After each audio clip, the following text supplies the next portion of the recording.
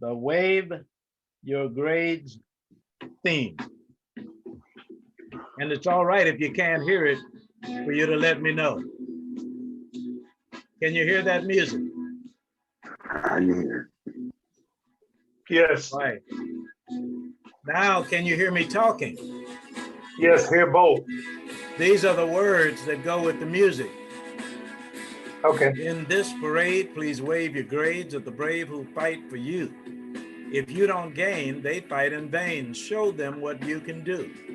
Show them what you can do. Please show them what you can do. I said, in this parade, wave your grades at the brave who fight for you. If you don't gain, they fight in vain. Show them what you can do. Show them what you can do. Please show them what you can do. You make this parade a mere charade if you're marching just for fun. Our troops must feel your thanks for real before the marching is done. They know side by side you can match their stride to the drum beat and the brass, but they're not impressed with you unless you can match their stride in class. This may not sound too diplomatic, but I cannot be more emphatic when I tell you it's problematic when you do less than your best, especially when it's because you put your brilliance on pause for the mere peer applause it draws from a so-called friend doing less. Quit playing. I'm saying, we know that you are great, and you know it, so show it. Don't make our heroes wait. In this parade, please wave your grades at the brave who fight for you. If you don't gain, they fight in vain. Show them what you can do. Show them what you can do. Please show them what you can do. For those of you who already do the things that make us proud, your nation in appreciation says thanks to you out loud. Your schoolmates should imitate the way you tap your potential. Let me try to convince them why their effort is essential. Our men and women in uniform before, during, and after Desert Storm always perform above the norm everywhere and anywhere on the planet. Your teammates should follow their lead, but they cannot follow if they cannot read. Allow me, please, to plant this seed. Don't take freedom for granted. I'm serious, I'm furious to see U.S. schools behind. No excuses. All we got to do is just make up our minds. In this parade, please wave your grades at the brave who fight for you. If you don't gain, they fight in vain. Show them what you can do. Show them what you can do. Please show them what you can do. We believe in you, warriors, protect you too.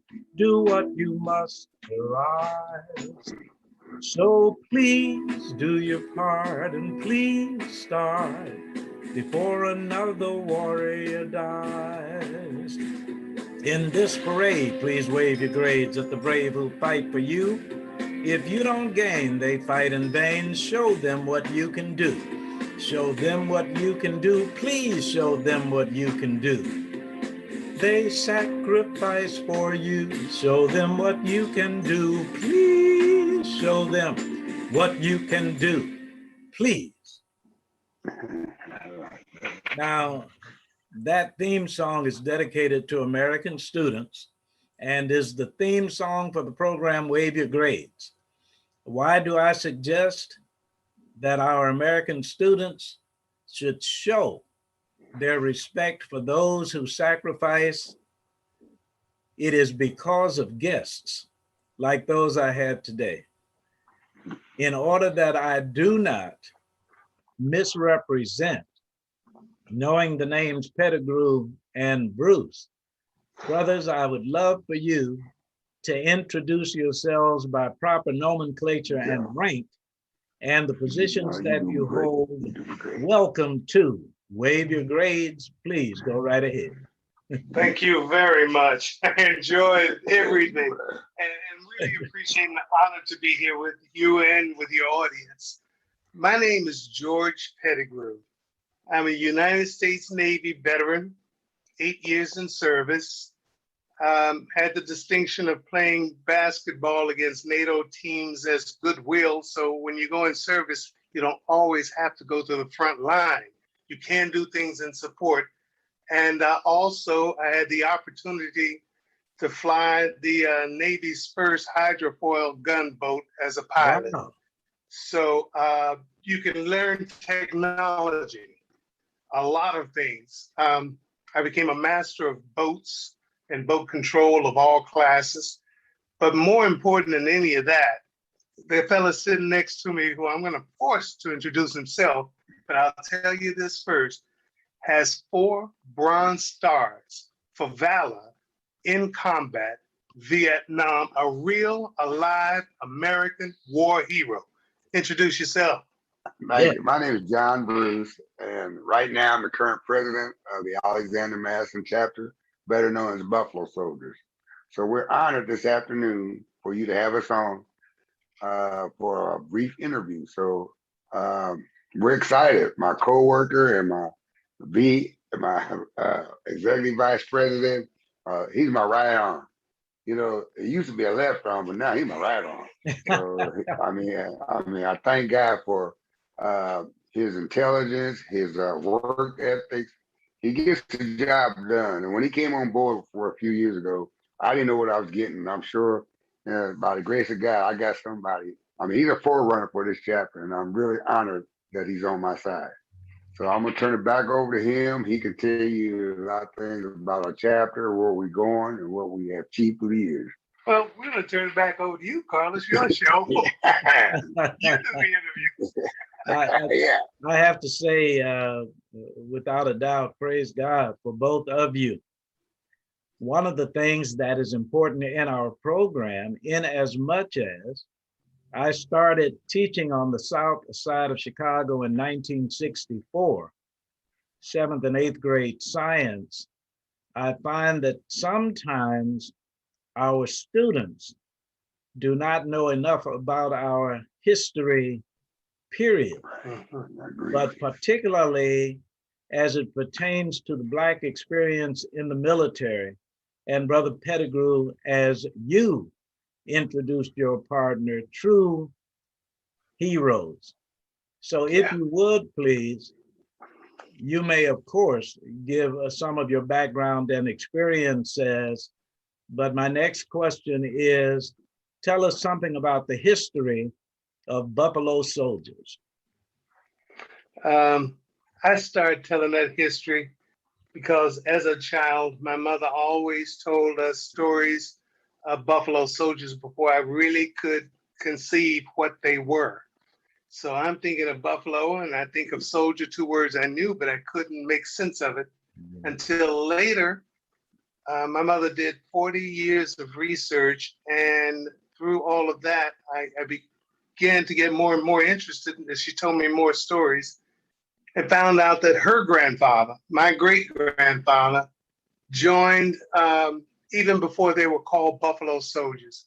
He enlisted May 6, 1867, 38th Infantry Company K, and that was almost 3 years before they earned a nickname Buffalo Soldiers, which is a name that we know was given by the Plains Indians, primarily the Cherokee, we believe. And it was a nickname, never was a formal name. The significance of that group of people that became known as Buffalo Soldiers was that it was the first time in America's history that Black men were enlisted in the United States Army in peacetime. The significance of that one issue, and that happened, Congress passed that act on July 28, 1866. My great-grandfather, Isaac Johnson, joined in 67. And the difference was that you're taking people that less than 2 years before were slaves and property. Yes.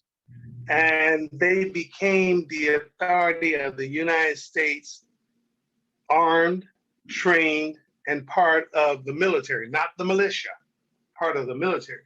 This was a huge social change when people were coming out of being lynched without repercussion, denied rights, denied land, denied even their own families and themselves.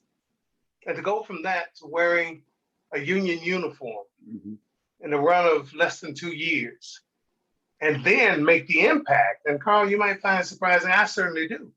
Make the impact that the Buffalo Soldiers have made and still make, even though they lasted less than 80 years altogether. They lasted less than one lifetime. And they made an impact that's now world famous. But I'll tell you what, as amazing as the 155th anniversary of the Buffalo Soldiers signing of the Congressional Act, then we're having a 155th anniversary celebration on July 28th, 155 years. But at the same time, we have the 55th anniversary of our chapter, which was the founding chapter of the Buffalo Soldiers 9th and 10th Cavalry Association worldwide. This is the oldest Buffalo Soldier and the president of the oldest Buffalo Soldier chapter in the world. We were born at 18th and Highland, Divine District, Kansas City, Kansas, 2 blocks away from where they started Negro Leagues. That's right. And on Missouri side. That's in Kansas City. Absolutely. Yes, well, indeed. we did have Both sides. veteran Buffalo Soldiers from both sides of the line. So, but we were at 18th and Highland, Kansas City, Missouri, when we signed, when the charter was signed. Right. Surprisingly, again, for just a local organization of and his ancestry is Buffalo Soldier as well. But yeah, our old charter is 1992. Our new charter is 2015. That's when we changed the name of Alexander Madison Chapter. And this is only the second president we've had in 55 years of the chapter. The oldest chapter in the world. This is only our second president. That's continuity in our chapter, what we do. Right. And how far do the Buffalo Soldiers reach as it relates to chapters? All over. I mean, you say we're not just confined to Kansas City, Missouri, Kansas. We've been all over the place. Matter of fact, we got presenters as in our organization. They send us all over. The chapter. And we have right now the 9th and 10th Horse Cavalry Association has 21,000 members and 41 chapters. 41, one in Africa, one in Hawaii. 41, one in Hawaii, one in Germany. Right. So yeah, it's grown into it. But it's nationwide. Homeboy started that program, and it led even to the monument at Fort Leavenworth. That is so outstanding. And in today's discussions, 2021, are hearing debate about critical race theory. And I would ask authentic heroes, authentic gentlemen who are a part of American history, are you satisfied that America's education institutions cover your history adequately? I have mixed feelings about that. Some of them do, some of them don't. You got to go back through the history. Look at all the units that was extracted from the Buffalo Soldiers. You got the Tuskegee Airmen, the Triple Nickel. You got the Red Ball Express. And in World War I, there was another group, the Buffalo Division, which was the 92nd Division in World War I. So all these, the Buffalo Soldiers in 18th and we became Park Rangers. If you know, we wore the first one that wore the Park Rangers hat. We were the first one that they considered Park Rangers. Back in 1916. Right. And now, so it's a lot. I was blessed to be introduced to, I think it was the 9666 Women's Unit, responsible for postal service, which is another. And what is the proper identification? 6888 Postal Directory Battalion. Oh, it's 6888. Yes, sir. 888. Yeah, 6888. Okay. May I tell that story? Because I want your audience to understand that the United States military could not get the mail from families to soldiers in World War II. No one was getting the mail through. Mail wasn't getting back home. 3 aircraft hangars were stuffed with mail that was backlogged and couldn't be moved. Soldiers had no idea if the babies were born, if the farm was lost, or anything. Nobody had any idea, and you're in war fighting. They sent over the only battalion of Black women to go into the war theater in Europe and gave them 6 months to straighten up that backlog of mail. Now, the trouble was being in a hangar, aircraft hangar, rats, roaches were in all those good old cookies and cakes that were coming from home that never got delivered. You had snakes, cold, windows are blacked out so you wouldn't get bombed at night. They gave the women not one guard and no weapons in a war zone. That is Thing of it remarkable. was, you can't say no. What those women did was they taught themselves martial arts and set up their own defense and never had a problem. So anything that they wouldn't allow, the Black women got themselves together and found the answer. Anyway, given 6 months to backlog or open up that backlog, those Black women did it in 3 months. And they wrote over 7 million index cards, handwritten, tracing the mail from place to place to find the correct recipient. And some might have been Bob Smith. You have no idea where Bob's been for the last year. These women solved that problem. They were rewarded, Carl. They were sent from England to France to do it again. And they did it again. And then that's the way they were rewarded. Without a band, without recognition, and with hardly a newspaper article.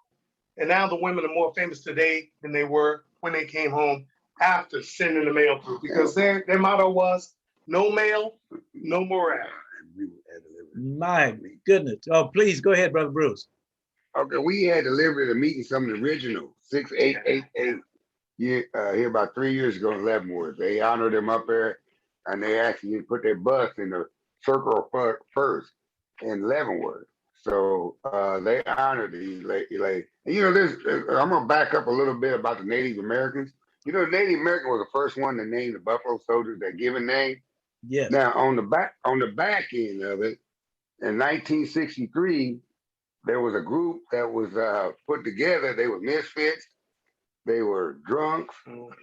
They did all sorts of things. They was in Vietnam. They were also Yeah, they did all sorts of things. So what they did, they molded these men into a fighting machine. And as John F. Kennedy's president at the time, they created a patch for these people. They was called the Green Beret. But if you see the Green Beret's patch, they got an arrowhead patch. That patch, arrowhead, represents the Native Americans are your #1 warriors today. And the Green Berets honor that. And also, if you look at the lighting, if you look at the patch itself, it's got a sword. That's the weapon for warfare. That's 3 lightning bolts for land, sea, and air.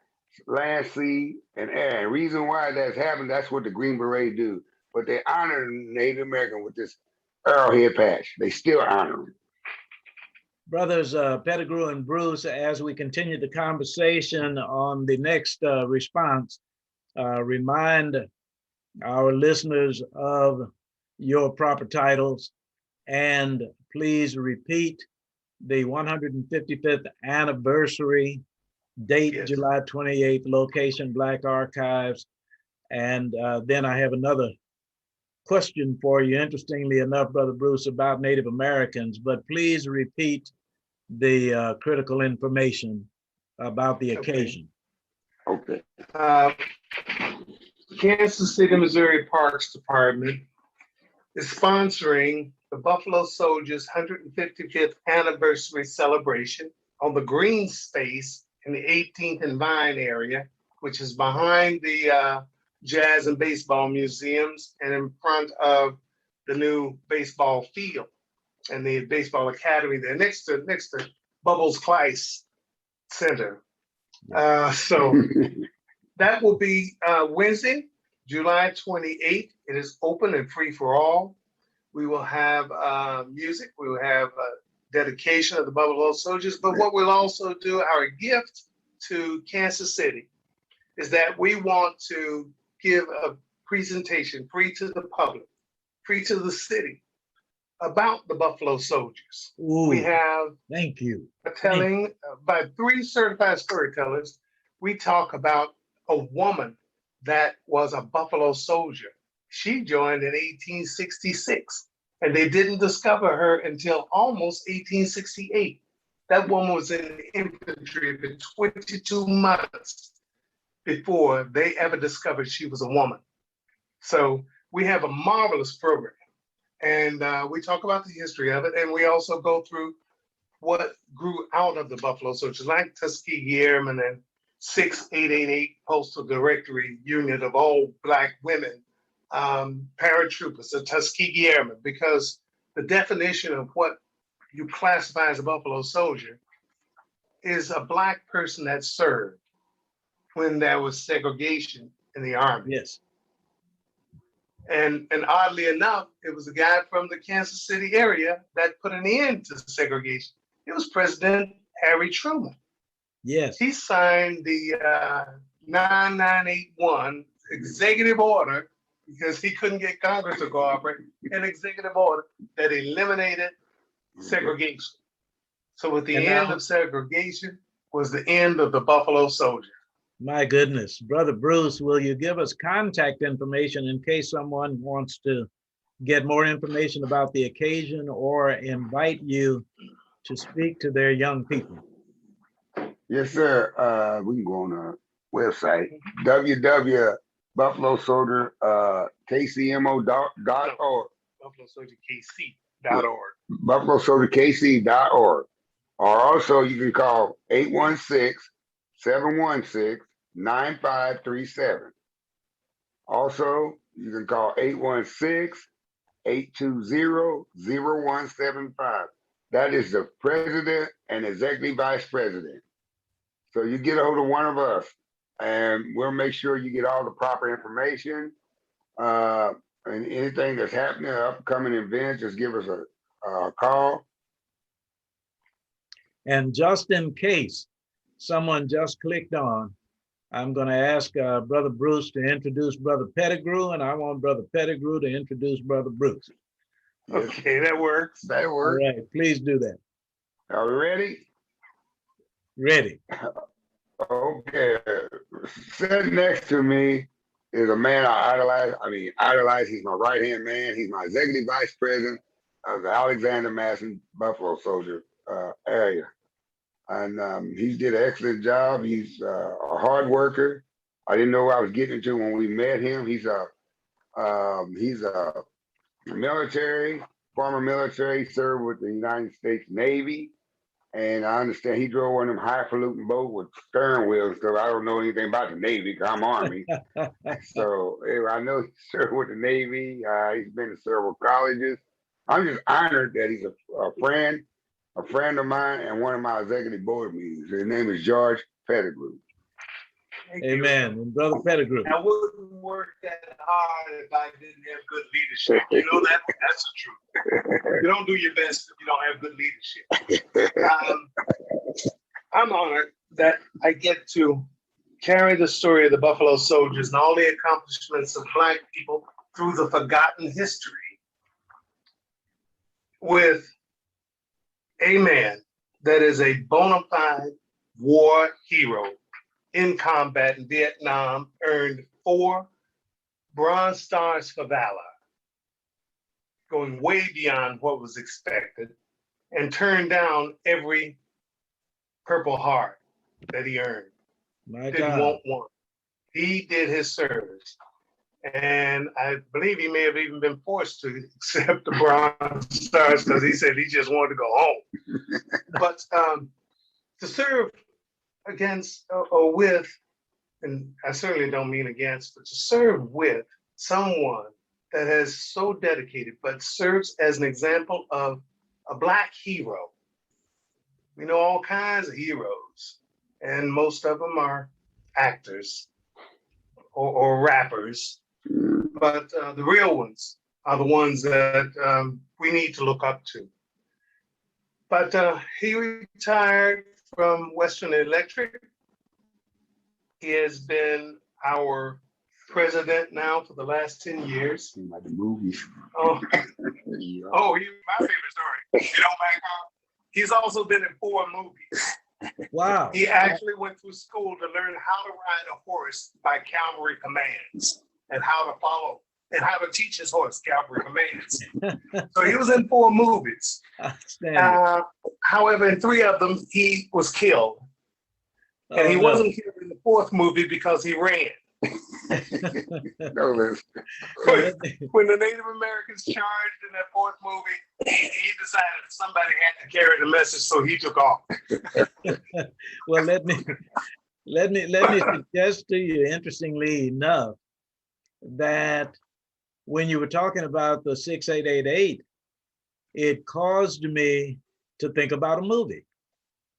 And when I thought about Hidden Figures as a movie, the 2 of you caused me to think about how many screenplays you could write with a similar theme: hidden figures, hidden heroes, hidden brothers and sisters. It has been my contention that if there are 2 things that can bring the United States of America away from divisiveness and towards unity, those 2 things are armed services and children.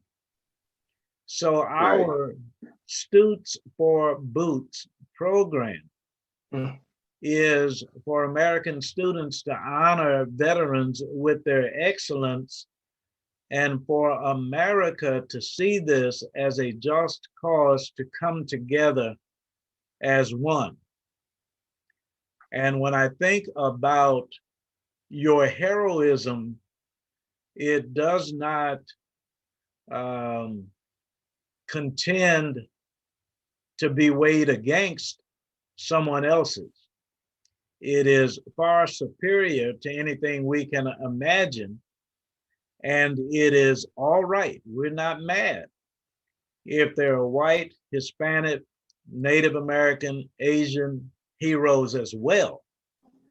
But it's about time for America to start coming together and properly honor those who have served by bringing unity to our nation. Forgive the speech, but my wife's 1971 Central class reunion is coming up. And there's a gentleman who is a part of the reunion whose name is Kenneth Ford. And Kenneth has a program that explores Black Native American history. He's from the Creek tribe, I think he said. But in terms of relationships with Native Americans, how does that fit Black American history? And Brother Bruce, you have led us in this direction. I would just like to hear a little more about that relationship.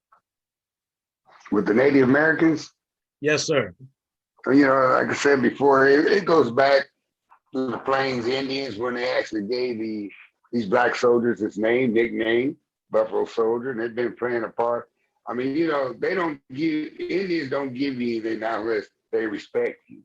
And there's a great respect to these Black men, even though it's been mixed definition, what they look like, you know, about buffalo, the hair. There's a lot of different things out there. But you gotta go back to, like I said, the Native Americans, when they give you something as honor and respect, that's just the way their culture is. And that's the way you got anything to add to that. Yeah. He is right that we knew in other words, let me ask this question. How many times have you ever seen an enemy give the other party, the other warriors, a name of respect and honor? Because we all know that the buffalo was the center of their life, in their spirit of this earth. Yes. And for them to put that name on that separate group. Now understand, we were not the first soldiers to arrive. There had been nothing but white guys out there before the Civil War and during the Civil War. But when the black ones got there, they showed a different spirit, a different valor, and they went about their job in such a professional manner that one warrior can respect another warrior if you're good. And that's what happened. There was a mutual respect. But let me add this to what he was saying about the Indian Sioux. The best scouts in the United States Army were the Indians. And they came from all different tribes. The ones that primarily worked with Buffalo Soldiers were Seminole Indians. And the Seminole Indians had black chiefs back before the Civil War. Sure did. As a matter of fact, they had black chiefs all the way back to the Trail of Tears.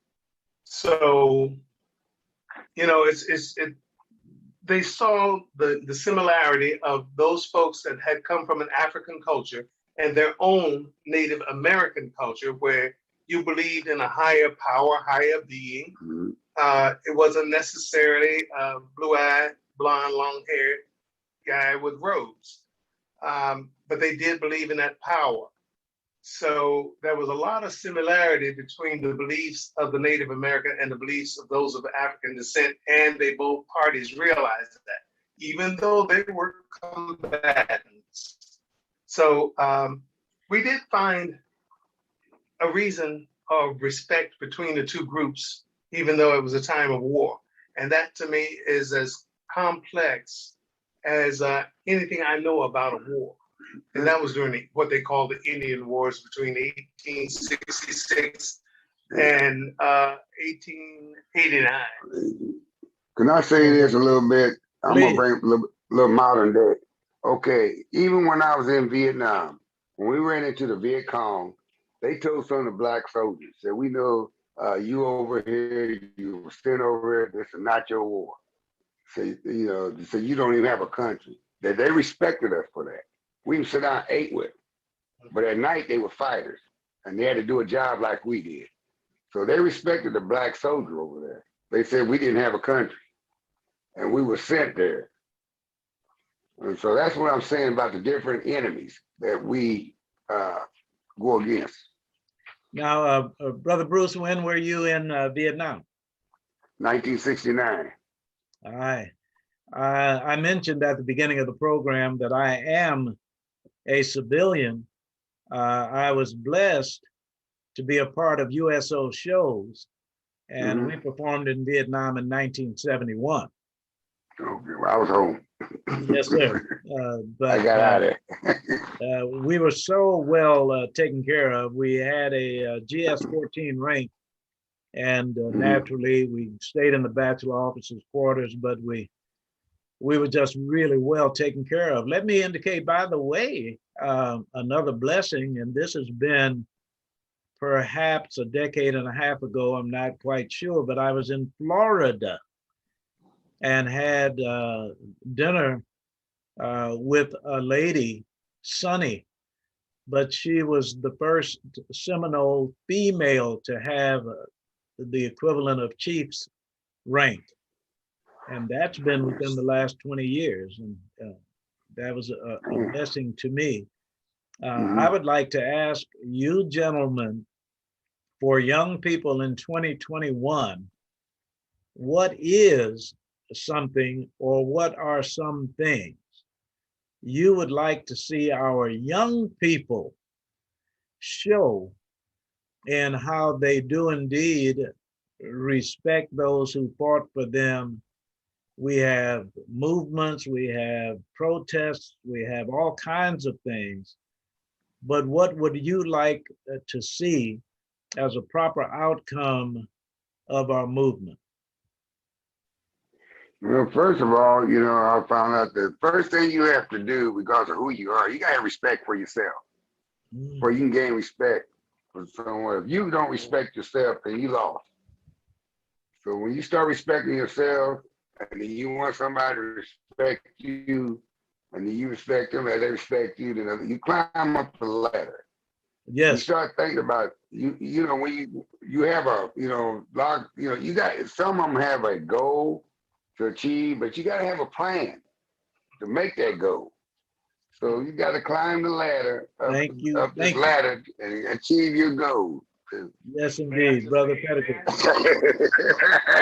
to add this. I think a lot of people that I grew up with didn't think that history was fun. It was boring, bunch of details, names, places, and dates.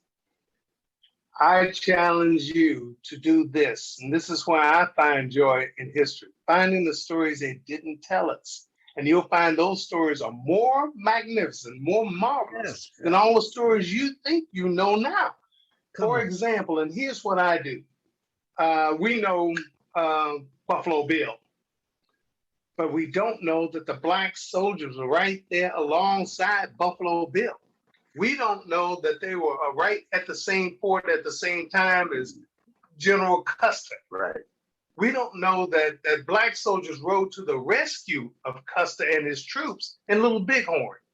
You see, so if we think those stories are something, our stories parallel it. And this is what gives us the opportunity to take our story now, is because we're able to tell you this. But Carl, I'd like to say this to everyone there. I don't care what your age is, but the more you know about the contribution of your people to this country, you'll understand that you have a right, that you belong, that this is your country, that you're not a guest, a second-class visitor, or anything else around here. You're at home, you own it, you own its history. They have just left you out of the scene, but your history is not lost. Wow. And sometimes just look up these powerful figures and you'll find out that they did a lot more than John Wayne ever did. Yes, sir. But those stories are magnificent. And I think you can grasp that flag is my flag. This land is my land. And you don't let people put that negative in your mind because you think you haven't participated. Right. Let me tell you, you didn't participate. You built this nation.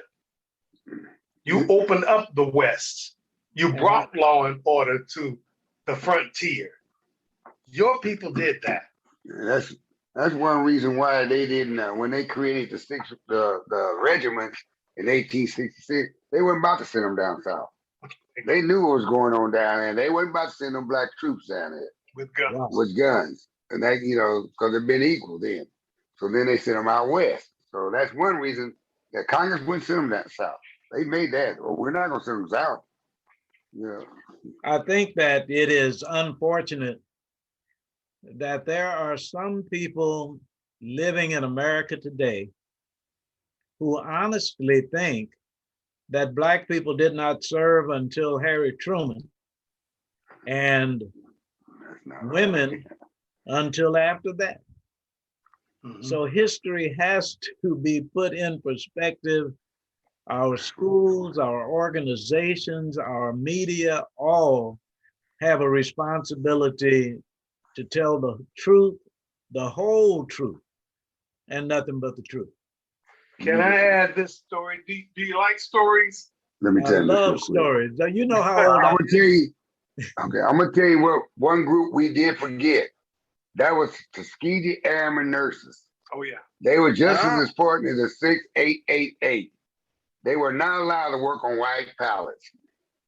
Now you see, that is something that we have done throughout history as it relates to identification of gender. Because the assumption is if we say Tuskegee Airmen, no women were involved. That's how important your testimony is for us to understand the totality of the history rather than just bits and pieces.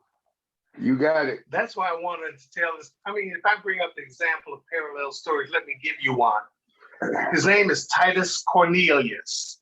We're talking about the Revolutionary War. So don't think we came along in the Civil War after. The Revolutionary War, he was promised, as most were in northern New Jersey on the Jersey Shore, his freedom at age 21, but his master said no. Well, Titus Cornelius took it upon himself to free himself.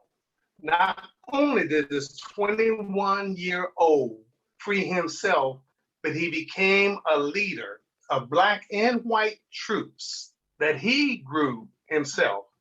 And believe it or not, they didn't go out into the field and just fight. Titus Cornelius, who became known as Colonel Ty, would go out and he would kidnap soldiers of the Revolutionary Army, George Washington's army, and turn them over to the British. Now, before you feel bad about him turning them over to the British offered freedom, a home, and money. United States under George Washington offered more of the same: slavery, no ownership of you or your family. So Titus Cornelius at 21 became what was known as a colonel, leading his own forces of Black and white men, and was successfully kidnapping officers and turning them over to the British, and they got paid. So these are stories that we won't know. We may know a few stories. We may have heard of a couple of people, but I got to tell you, the stories are pervasive and they go all the way back. So that's just telling you that the Civil War wasn't an all-white affair either. And that's just like on your modern day that Black women own Beverly Hills. They own Beverly Hills and they sold it. You know, I mentioned to you that I lived in Chicago. My first 38 years, as a matter of fact, were in Chicago, where I started teaching in 1964. In the city of Chicago, there was a school, Crispus Attucks. I moved to Kansas City in 1980. In Kansas City, there was a school, Crispus Attucks. I've never seen a school, Titus Cornelius. So that oftentimes we are so singular in our recollection of history that we would attribute one person to being a pioneer, forgetting that Bruce and Pettigrew are full of stories that our young people need to hear. Well, let me add to, if you don't mind, that our presenters are all certified oral storytellers, historical oral storytellers. We also are certified written storytellers. Yeah. And we do our presentations for the State of Missouri Humanities Council Speakers Bureau. So we have, this is our going into our third year of being speakers on behalf of the State of Missouri and the Humanities Council and Arts. And Mid-Continent Library. We do all programs for them. We do forts. We do Nelson Atkins Museum. So churches, schools love to go to schools. Yeah. So if anybody's tired of hearing history stories that aren't keeping you awake, tell your teacher, call us. We'll come in and we'll give you at least one good session. Now, no doubt, I'm going to ask once again, please, contact information. Say it once again. You go. You good. You get it. My president is going to do that for you right now. Okay. All right. Contact information for all our events, future events, upcoming events. You can call 816-716-9537. My name is John Bruce, and I'm the president. Also, you call 816-820-0175. That's my executive vice president, George Pettigrew. And you can go to www.KCMO Buffalo. What was it said? Buffalo Soldiers. It's BuffaloSoldiersKC.org. Yeah, Buffalo Soldiers KC.org. Right. You can call our numbers. I want to make sure that we don't get to the end of the program hearing from you something that you particularly want to say. So before we get to that, I have two terms that I would like each of you to address. One term is challenging, the other term is rewarding. This in particular about your military careers. Will each of you share something about each of those terms, something that has been particularly challenging or was, and something that is particularly rewarding or what? Well, I can say there's a lot of people don't really know it. I mean, I've been telling it for years about I went in and they want to start hearing my story. So we're just now telling my story. But there's been some memories about Vietnam, but there's one that I really remember is my last battle in Vietnam was in battle. I was with the 82nd Airborne and our artillery assistant gunner and artillery people. We was in a battle. And during this battle, my daughter was born. So it was October 8th, 1969, my last battle in Vietnam. And when they told me this, I started getting scared because I didn't know if I ever see my daughter. And that was something that was a challenge for me. So God seen that I made it home. Now she's 50 something years old. She's on my nerves. So, yeah. But what's rewarding is my rewarding part is I did serve my country. Now, a lot of people ask me, would I do it again? At that age back in the day, I probably do it again because we were young and we didn't fear anything. And, I got drafted, even though I joined the Air Force. My draft date was before my Air Force date. So I'm glad I did go to the Army. I mean, I learned a lot. If you don't grow up in the military, there's something wrong with you because you're gonna grow up one way or the other. They'll make you or break you. And what you do when you get out is your choice. But I'm honored and I'm glad that I got to serve for my country. Up to this point, now I'm doing something I think rewarding was trying to keep the history together about the Buffalo Soldiers. You. Yes, thank you for that, Brother Pettigrew. Yeah, challenging while in service was pushing back on a racist environment. The Navy thought it was the white man's Navy. And I came from a town in Arkansas that had a black land-grant college from the 1870s and happened to have a population in that town of almost 50% black and white as long as I was alive. I still am alive, by the way. But amen. Yeah, but I wasn't going to accept second-class citizenship. And I'll say this as a comment on what I've learned from that. Know yourself, know your history, and no one can make you feel like less than. I don't care who or what. You will not feel like less than because you know yourself, you know your contribution. So the challenge was that finally I worked myself into a position where I was a racial awareness facilitator for the United States Navy.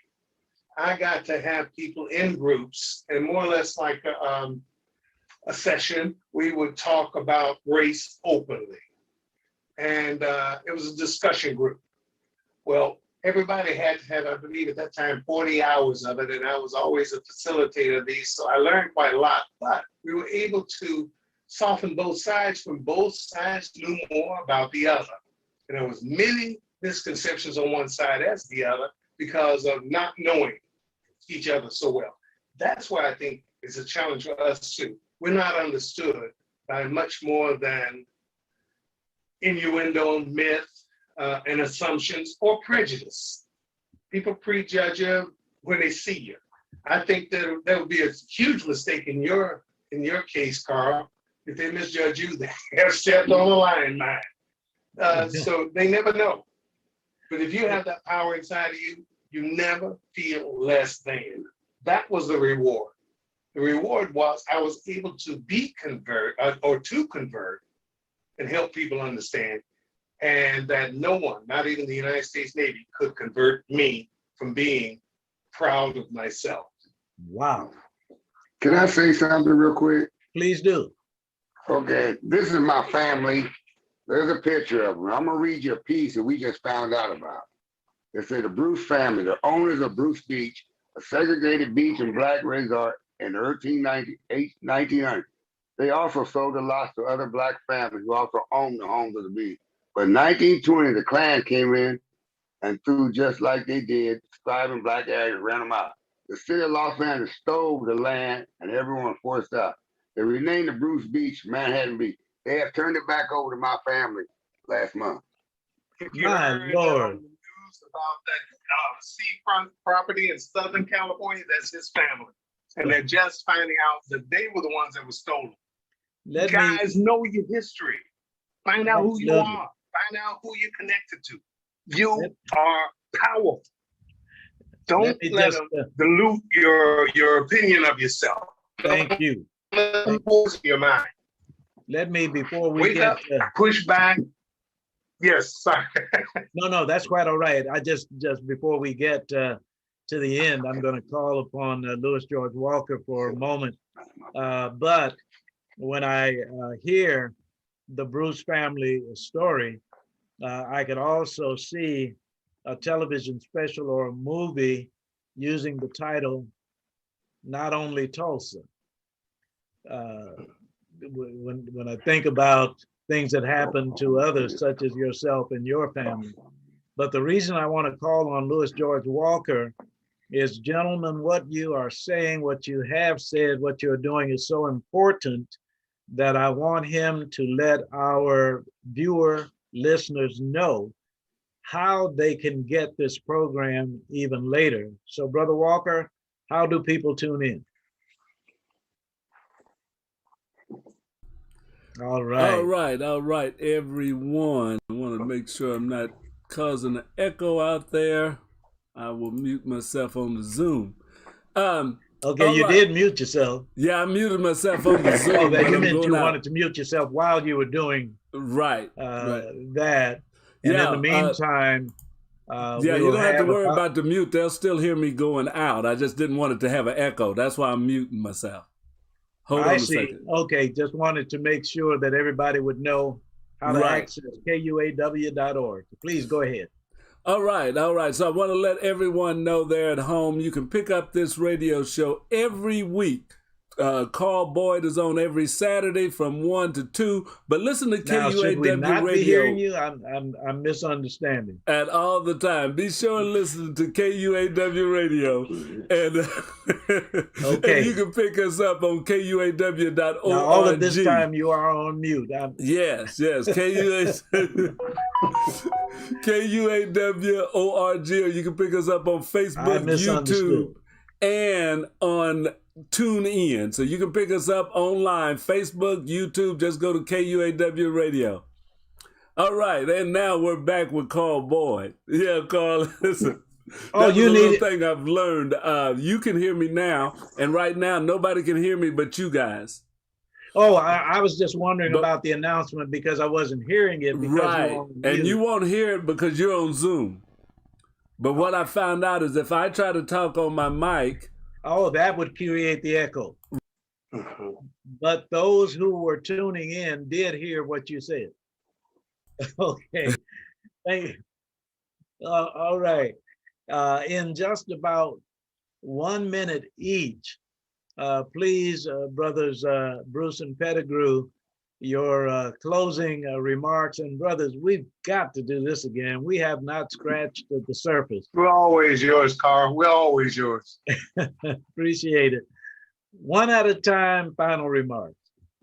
Well, my final, I enjoyed doing the interview today. This is one of the most productive interviews I've done. A lot of them have been productive, but this is, I'm just thrilled that I was able to hook up with this interview and to meet you too. You know, I understand my colleague know you guys. So yeah.